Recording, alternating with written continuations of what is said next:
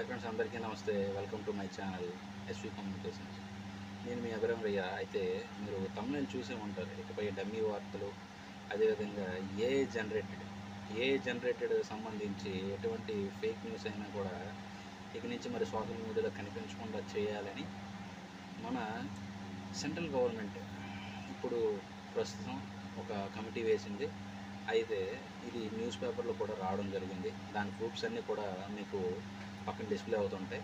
అయితే నేను చెప్పదలుచుకున్నది ఏంటంటే, వీలైనంత వరకు ఏఐతో మంచిగా ఒక కమ్యూనికేటెడ్, అదేవిధంగా ఒక మంచి వీడియో అనేది తయారు చేసుకోవచ్చు. జనాలకి ఉపయోగపడే మంచి మంచి విలువైనవన్నీ కూడా చాలా ఉన్నాయి. అవి గమనించాల్సింది పోయి బెట్టింగ్ యాప్స్ ప్రమోటింగ్ కోసం, అదేవిధంగా కొంతమంది పాపులారిటీ ఉన్న వాళ్ళకు సంబంధించి వాళ్ళ గురించి ఏ యాప్ను ఉపయోగించి చేయడం మంచిది కాదని నా అభిప్రాయం. అదేవిధంగా ఈ మధ్య మన ప్రైమ్ మినిస్టర్ మోడీ గారు, అదేవిధంగా కొంతమంది మినిస్టర్లు ఇలా చికెన్ రూట్ యాప్ అనేది ఆడుతుండడం అనేది మీరు సోషల్ మీడియాలో బాగా చూసే ఉంటారు.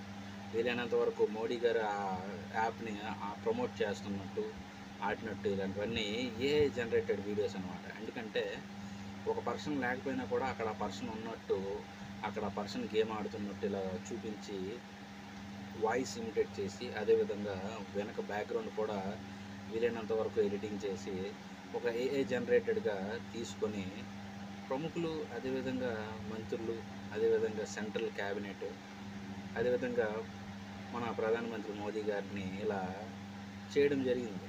ఇది గత కొద్ది రోజులుగా మనం సోషల్ మీడియాలో చూస్తూ వస్తున్న కథనాలు ఇవన్నీ. ఈ మధ్యన ఇన్స్టాగ్రామ్ ఓపెన్ చేసినా కూడా సేమ్ అదేవిధంగా ముఖేష్ అంబానీ వాళ్ళ కొడుకుది కూడా సేమ్ ఇలానే చేస్తున్నారు.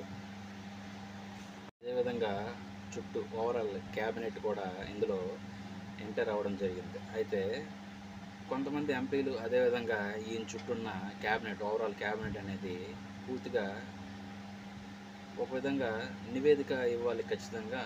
ఇలా లోక్సభ స్పీకర్కి దీని మీద చర్చించి ఇలాంటి ఫేక్ న్యూస్లు అనేవి జనాల్లో వెళ్లకుండా చేయాలి. పొరపాటున ఒక దేశ ప్రధాని కూడా ఇలా ప్రమోటింగ్ చేస్తున్నారని చెప్తే దేశంలో చాలామంది నమ్మకం కలిగి ఉంటారు. కాబట్టి వీలైనంత వరకు ఆ పార్టీ అభిమానులు కావచ్చు, ఆ పార్టీకి సంబంధించిన కార్యకర్తలు కావచ్చు, ఈ యాప్లో ఎక్కువగా చేరుతుండడం వల్ల వీలైనంత వరకు ఇలాంటి వాటికి సహించకూడదని చెప్పి బ్యాన్ చేయాలని చెప్పి ఒక నివేదిక అనేది లోక్సభ స్పీకర్ గారికి ఇవ్వడం జరిగింది. అయితే ఇలా మంత్రివర్గంలో పూర్తిగా ఇలా కొంతమంది ఎంపీలు, అదేవిధంగా కొంతమంది మినిస్టర్లు పూర్తి స్థాయిలో వ్యతిరేకించడం వల్ల మోదీ గారు దీన్ని చాలా సీరియస్గా తీసుకొని వీలైనంత వరకు వీటి మీద మంచి రెస్పాన్స్ ఇవ్వాలి. మనం ఈ ఒక్క యాపే కాదు, వీలైనంత వరకు భారతదేశంలో ఎటువంటి యాప్లైనా కానీ ఇలా ఏఐ జనరేటెడ్ ఫేక్ న్యూస్, అంటే సోషల్ మీడియాలో ఫేక్ న్యూస్ కావచ్చు, అదేవిధంగా ఇలాంటి గేమింగ్ ప్లాట్ఫామ్స్ కావచ్చు, వీలైనంత వరకు ఇంతకుముందు యూట్యూబర్స్కి, సెలబ్రిటీస్కి మనీ ఆశ చూపించి వాళ్ళని తీసుకునేవాళ్ళు.